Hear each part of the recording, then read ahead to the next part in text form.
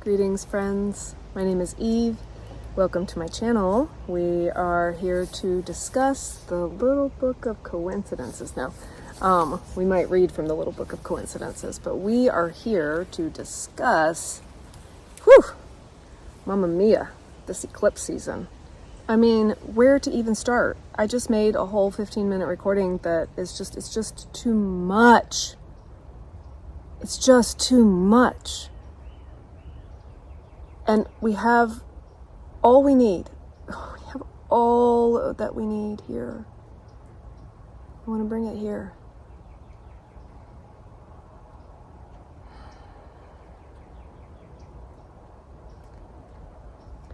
If you look to the west at dusk, you will see Venus. As the sun sets, before the sun sets, you'll see Venus. As the sun sets, you will see Mercury coming to light beside her. They are conjunct.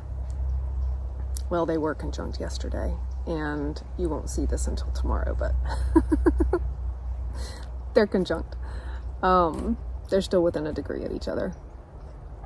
And within 3 degrees of each other, they're still conjunct, which means they're basically conjunct for like 2 months because they're retrograding together. Venus and Mercury are retrograding together over 29 Pisces, 0 Aries. This is the end of the zodiac and the beginning of the zodiac. The sun and the moon are also going over that point. Neptune is going to go over that point. The nodes just went over that point. Well, the north node, and then the south node opposite it. It's a really active point right now. There's so much to talk about. We've never seen geometry in the sky like this. We've never seen anything this fucking beautiful. And I hope that you're experiencing that in your life.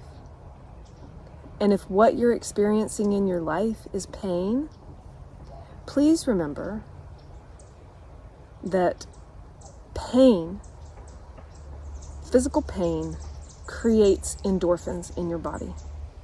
Those are pleasure chemicals. There's an intimate, inseparable link between pain, nothing plain about it, between pain and pleasure. We're all in a lot of fucking pain right now, which means we all have the opportunity to open ourselves and soften ourselves into the pleasure of it. This is not easy. This is really not easy. This is why we have addictions. This is why we addict. Because it's fucking hard to be here. It's hard to be here. And then some dark, shadowy part of us likes it. We just have trouble admitting that we like it. Parentheses, see Existential Kink by Carolyn Lovewell. I will put the link in the show notes. This is a meditation practice that gets us in touch with our proclivity for pain. And it's just what it is to be human. Like, that's how our bodies are literally made, you guys. Look at our biology and lose the guilt. Lose the shame. When we experience pain, why do I keep saying plain? It's a really interesting slip.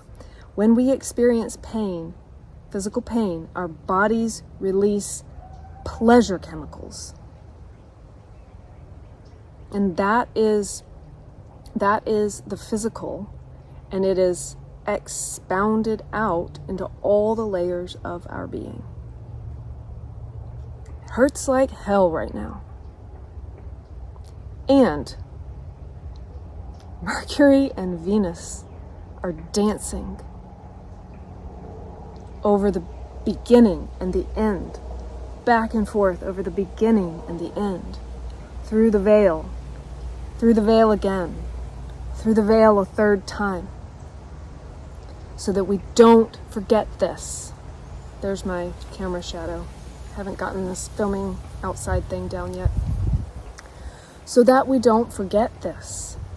You know, when you have hard astrology, it's so tempting to say, oh, like, it'll be over tomorrow, it'll be over next week, it'll be over next year. And then that means when it's over, so is your opportunity to experience what it was trying to give you all along. This is your one precious life. There is joy in every moment if you look for it. Just stand outside at dusk and look into the west. You don't have to get up early to do this. In a couple of weeks, you'll have to get up early to do this.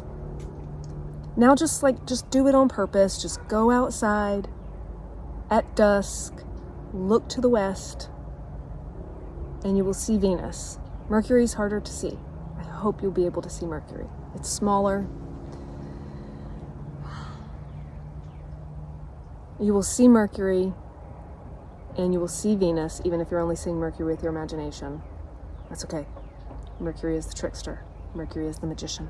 This is where Mercury lives. And feel what they have for you. Feel what they have for you. For whatever it is that you're going through. That this dance of the inner planets and the personal planets, so that includes Mars. We cannot forget about Mars just because he's direct. Woo! One more pass to opposing Pluto. Still coming in April. The eclipses, the nodes, the luminaries, the sun and the moon.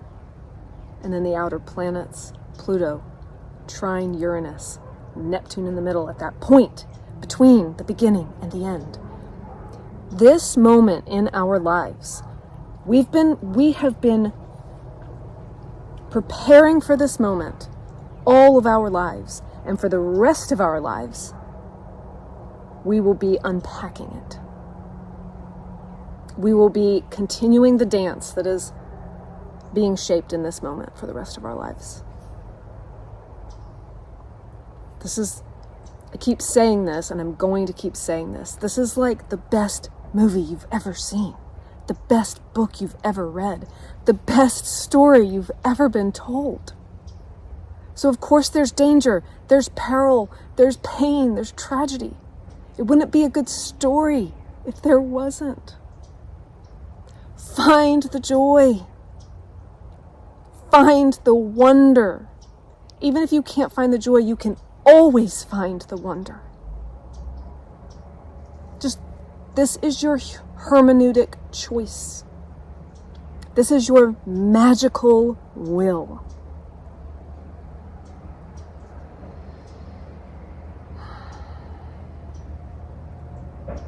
You get to choose what the thing means.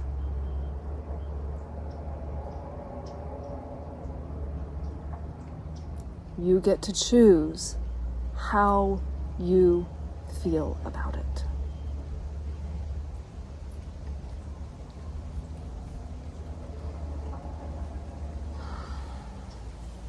We're going to do a drawing of the planets that have just been mentioned. A quick painting, actually. This is Sumi brush because we're in Watertown and you have to use water-based mediums when it's Pisces season. I cannot use a pen. Pen is still ink, but you have total control. Sumi brush, you don't have control. All you can do is guide it and allow the liquid, the ink, the water-based medium to do what it will. So we're going to do a little drawing. And this is the star map I used in the last film and painted over the position of the planets as they were 2 weeks ago. Also painted this outside just for some cool contrast so that I could illustrate their movements. And the reason we are using a Cancer rising chart is because of this central figure in our discussion, Neptune. And I had water in my brush when I began, so that Neptune is a little bit watery. As it should be. Neptune is just verily, verily, I say unto thee, on the very edge of the precipice of the end of the entire zodiac, and completing the circle by diving back into the beginning, into Aries, which will happen right on the other side of the second eclipse of this season at the end of the month. Neptune moves into Aries on the 30th of March. So next to Neptune, we have the North Node.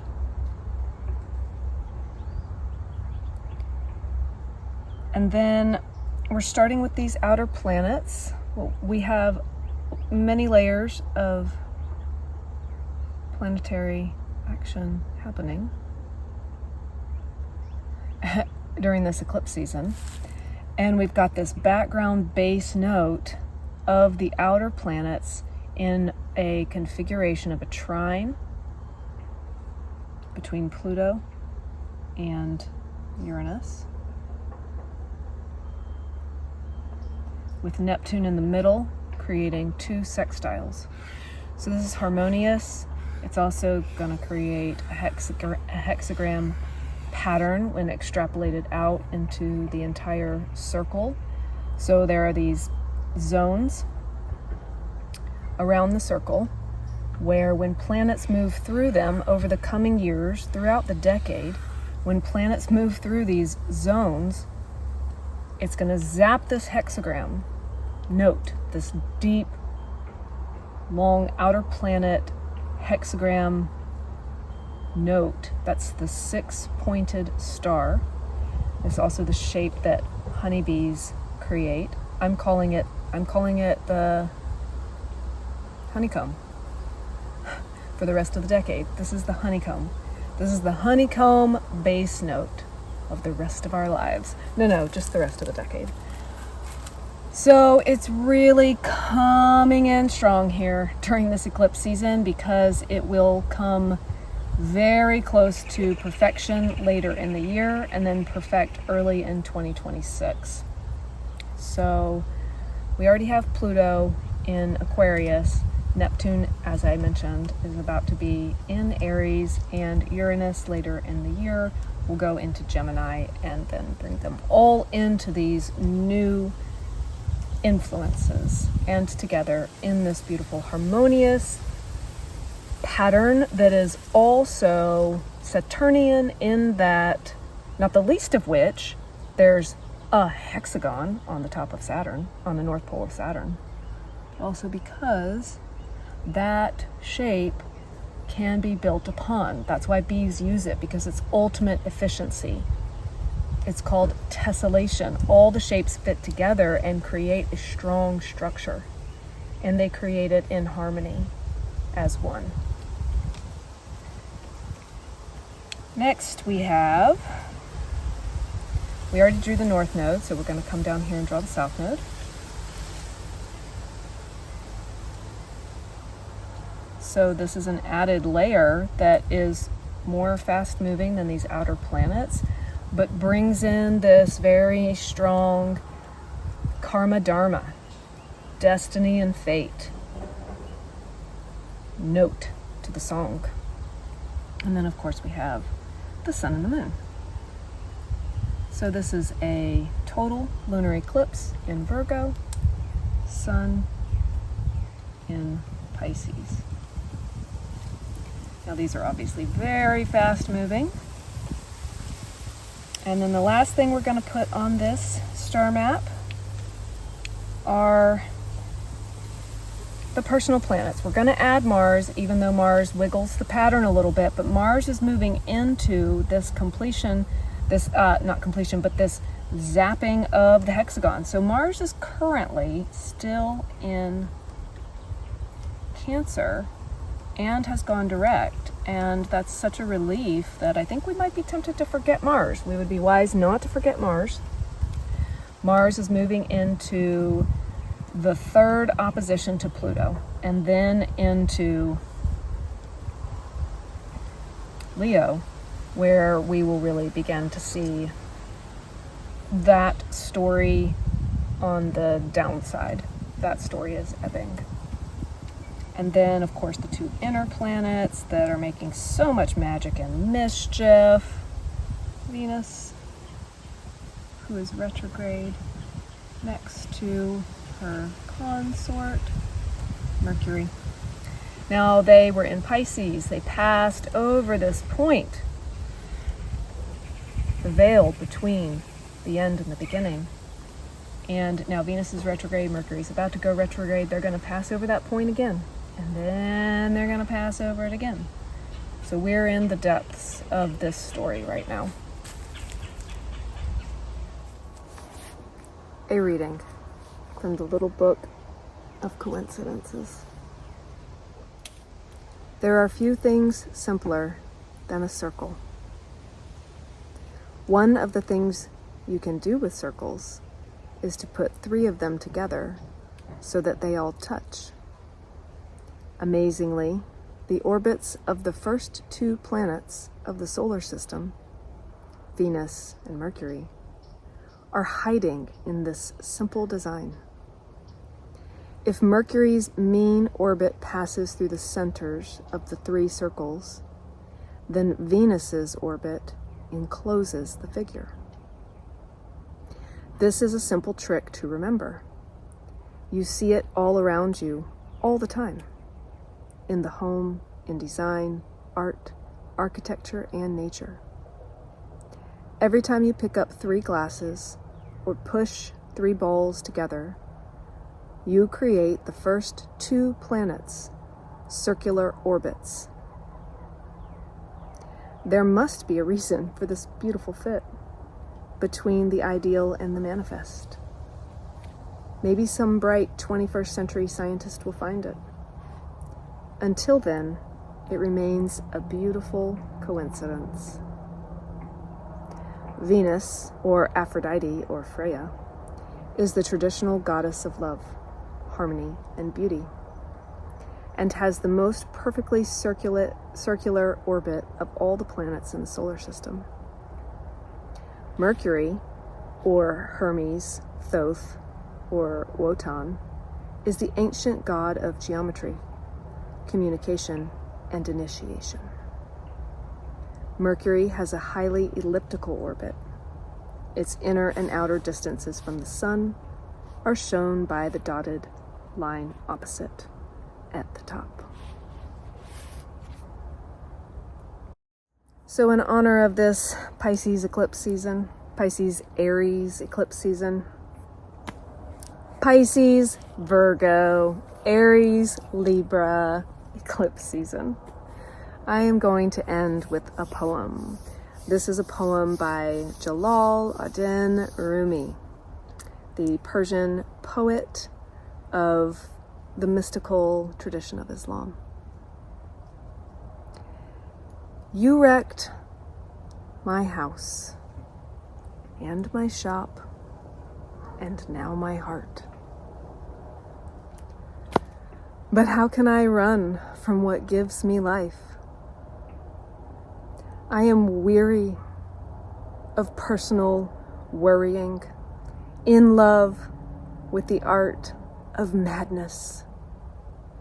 Tear open my shame and show the mystery. How much longer do I have to fret with self-restraint and fear? Friends, this is how it is. We are fringe sewn into the linings of a robe. Soon we will be loosened, the binding threads torn out. The beloved is a lion. We are the lame deer in his paws. Consider what choices we have.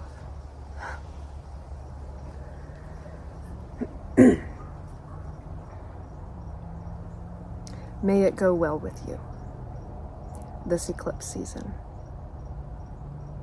May you find the grace to enjoy it, all of it, every single morsel.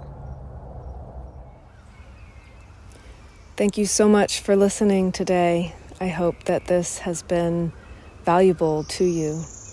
And if you have enjoyed this style of art intermingling with astrology, my books are open for astrological readings.